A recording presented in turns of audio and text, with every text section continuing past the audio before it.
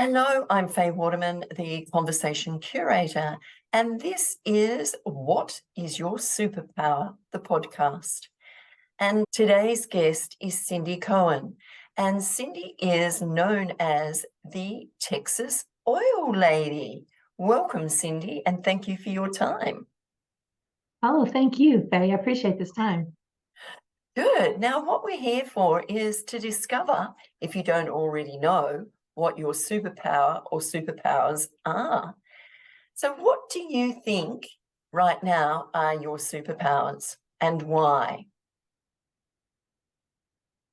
The first one that comes to mind is being a good, How do you know you're a good listener?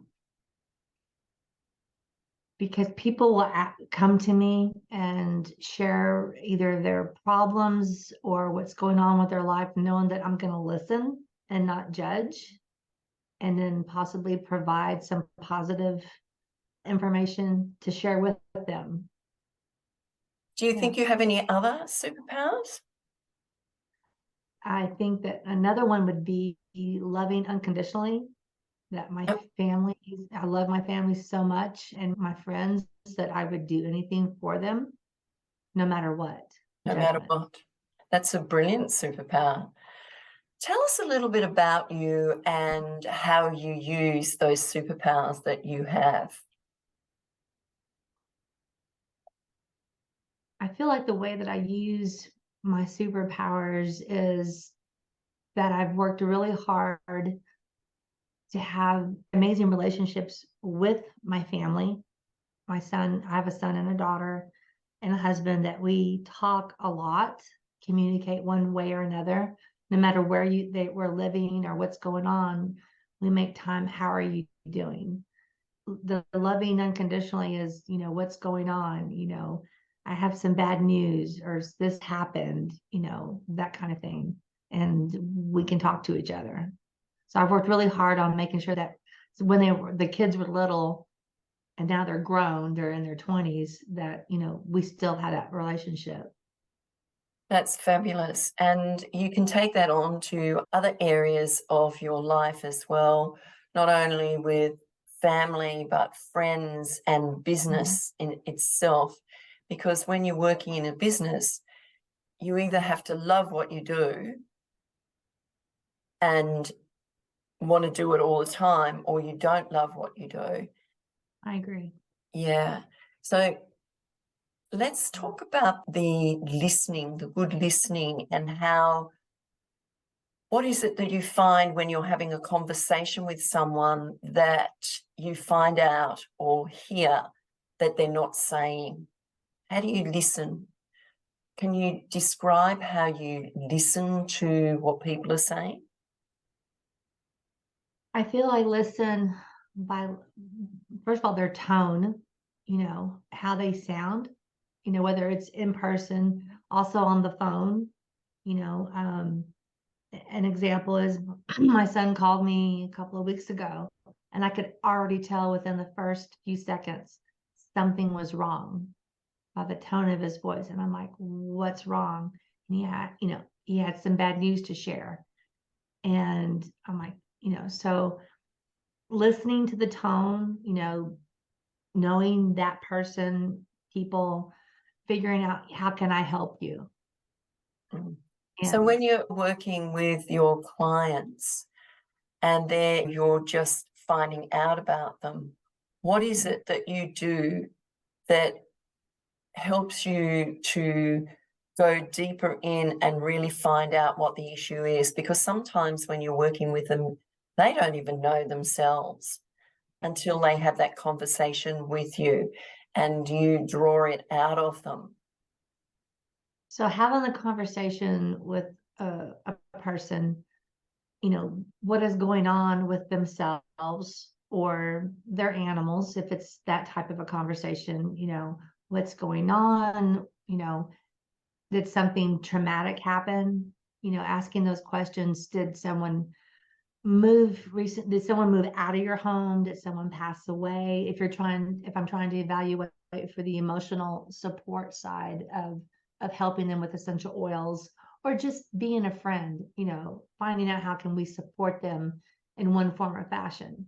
ask them these questions. Did something happen just recently? And it could have been something that happened a while back and it's just now surfacing its way back up, or if how they're feeling, maybe they have a health situation that they're concerned about, or maybe they just found out about, and these things are going on, just listening to them, asking questions, and doing the best that I can to help them with a solution, or just be there so that they have someone to talk to. And, I may not have a solution, but maybe I could have someone in my virtual Rolodex of, how can I help you? If I can't help you, I will maybe could reach out to someone else who might have the information or the answer. So when you're working with clients, what do you actually do for them? What is it that you do as the Texas oil lady? What do you actually do for them? And it's your clients, as you said, could be people or it could be animals. So what do you actually do for them and how? My goal is always to be a problem solver. How can I help you solve this particular problem for themselves? How can they, feel better, or help their cat or their dog feel better? And a lot of times, not a lot, but quite often, there's something emotional that it's something that could have happened that triggered that emotion, that fear, something being scared or making you sad. There's always usually something that triggers whether how you're feeling, or whether you're feeling it or it's affecting you emotionally. Like it can upset your stomach. Our emotions can affect, I know they affect how our bodies feel. You say your emotions affect your stomach. Well, your gut is your second brain. They're really connected, aren't they? So they tell you things that your brain can't tell you sometimes. Oh, for sure. Especially if you're upset, or say something traumatic happened, a death, or something. There's all kinds of things that could have happened. A particular piece of news, and you can't eat. Like you lose your appetite, or you just get that ill feeling, like a little bit of a nausea, or just upset. It affects our bodies. Definitely does.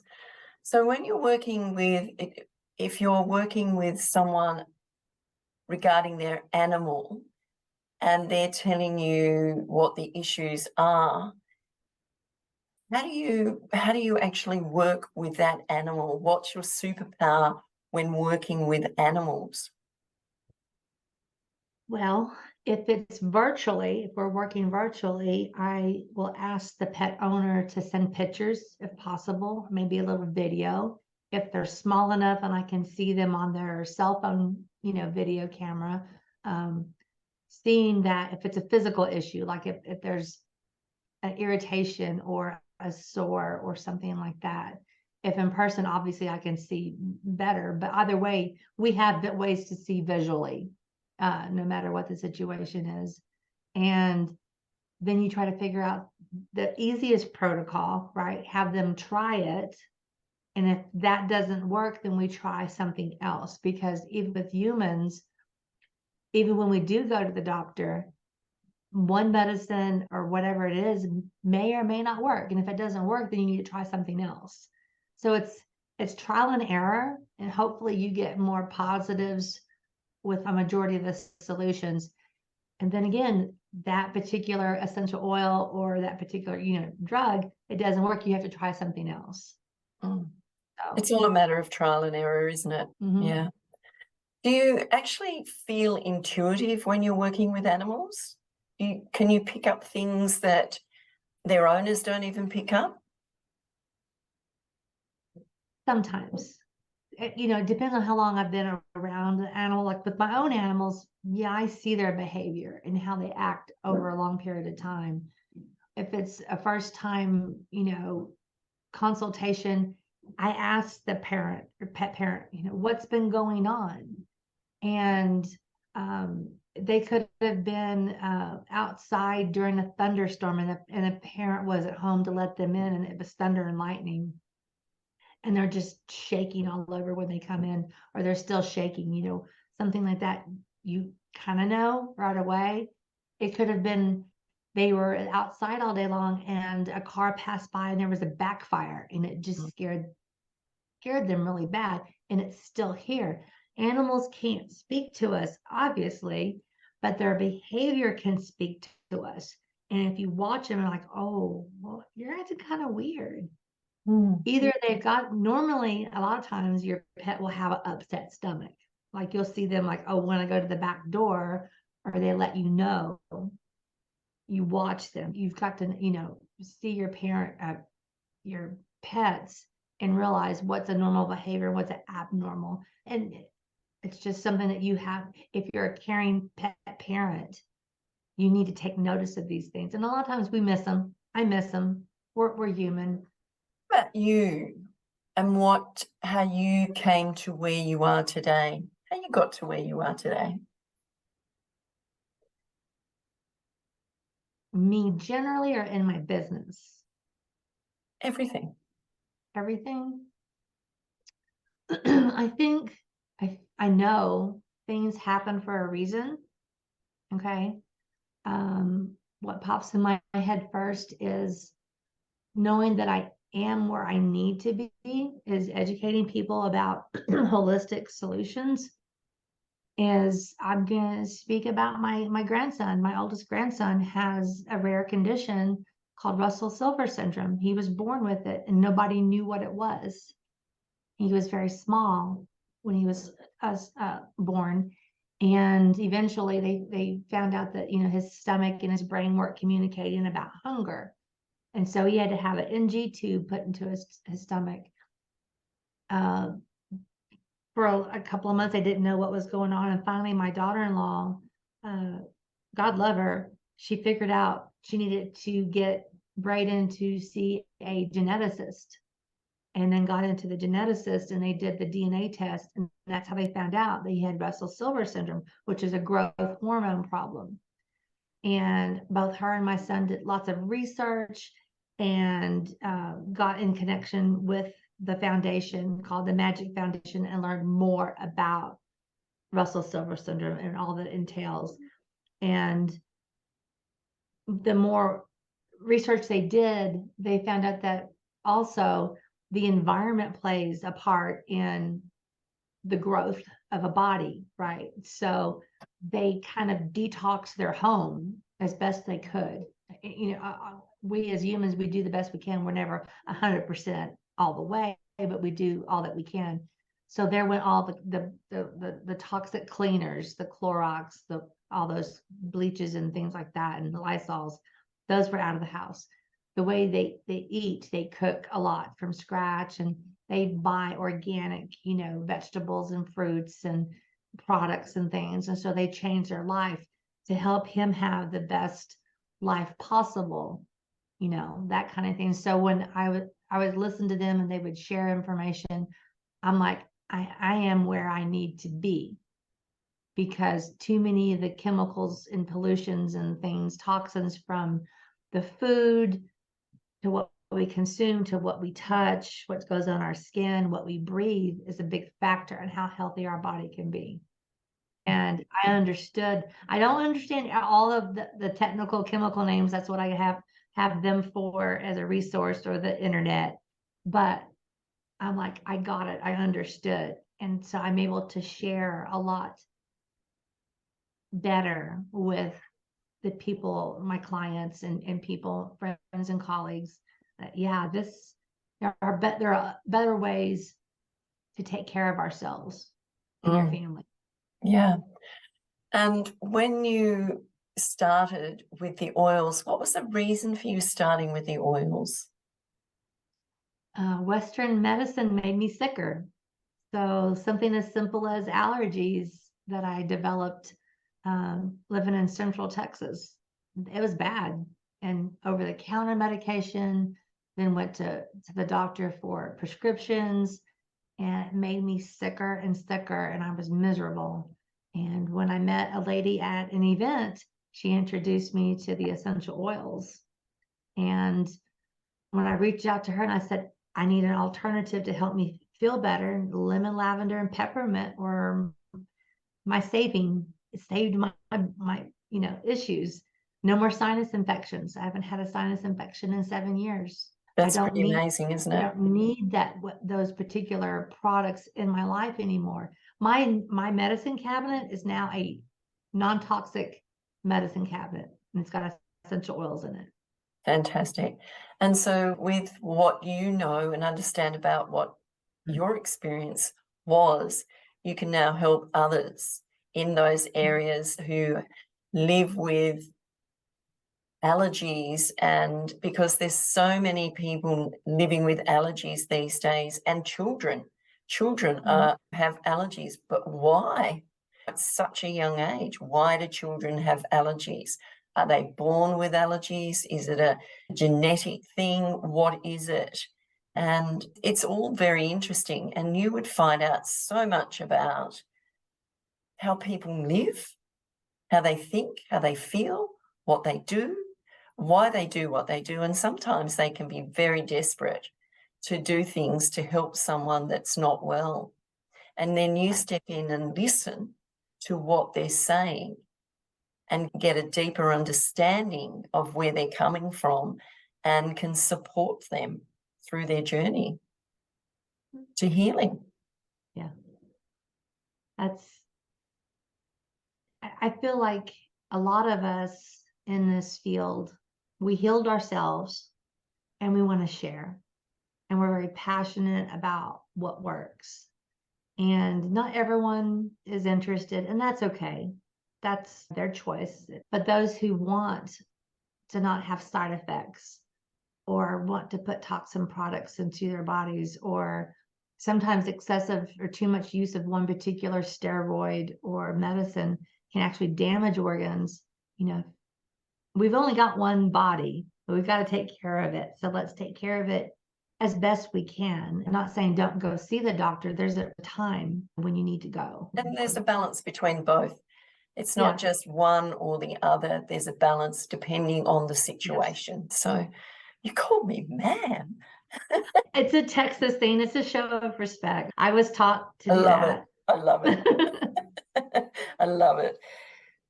All right. Then just tell me again what your superpowers are and why you think they are your superpowers.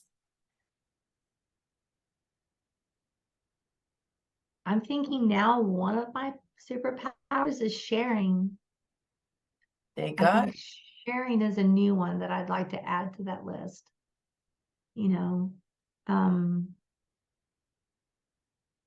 there's a lot of things that I know now that I wish I had known a long time ago, that I wish I could have helped my mom with, who was going through cancer.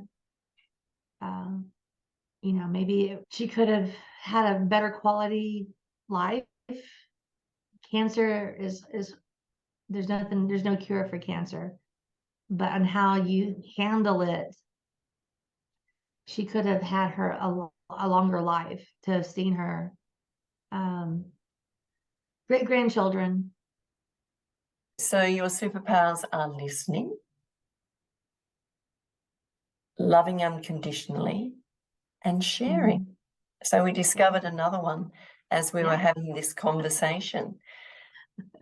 And that's what it's all about. It's all about superpowers. What are your superpowers? We don't really think about what our superpowers are because we just take it for granted every day. We do what we do because we're passionate about what we do, and we want to serve others and help them serve others as well. So it's that ripple effect that we have. So it takes us to a place of passion, I suppose. Passion for serving. That's a good one. I like that. Thank you, Cindy. It's been lovely listening to you share your thoughts on what your superpowers are, and hopefully realizing that they are very powerful for you to use in all parts of your life to help others, be it family, friends, clients, animals. Yeah, It's kind of cool. I never thought about it that way. Yeah. Good. Okay. Thank you so much, Cindy. And we'll leave it there. I'm Faye Waterman, and I am known as the Conversation Curator, and this has been What's Your Superpower? And when we do this, we are in a discovery mode to find out, if we don't know what our superpower is, to have a conversation, to talk through and really search deeply into who we are and what we actually do to find that superpower or our superpowers. Thank you for listening, and I'll be back again soon. Bye for now.